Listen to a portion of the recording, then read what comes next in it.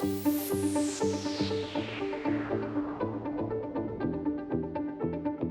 Paddy Behan, co-founding director of PBS UK. So I've been involved with Private Skip for, my goodness, we'll be getting on for 20 years probably, when I was first a support worker.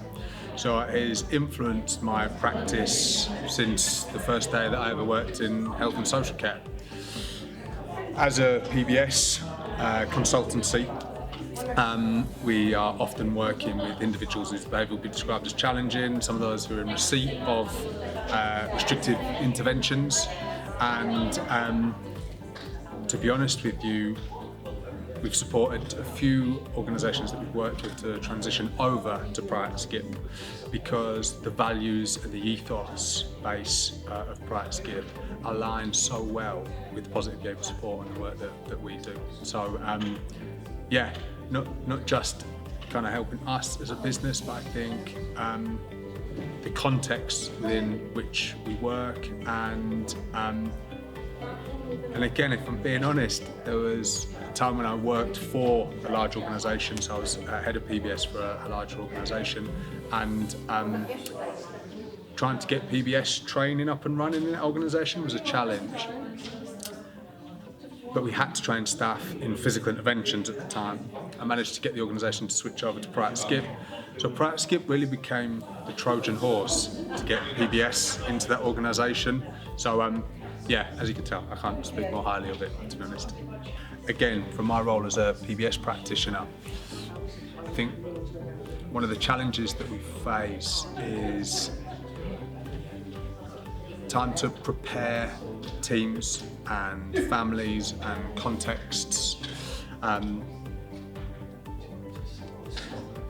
with the right approaches for the people that they support. And one of the messages that's come up time and time again here, I think, is about preparation, is about compassion, and as always, the least restrictive approaches. So I think it's another conference that really embodies the philosophy of Private Skip, and it's just great to hear both PBS practitioners and Private Skip instructors talking about those things. No, I think, again, there's a real overlap with positive behaviour support. We know that positive behaviour support, when it's viewed as a systems approach, is much more effective, and I think the same is true for Private Skip. When all elements of a context understand that philosophy and the goals and the outcomes, and we can align the financial support for that, the operational support, I think it enables the outcomes to be optimised. So I think it's absolutely essential that Private Skip isn't seen as a bolt-on with organisations, that it becomes integrated into what that organisation does.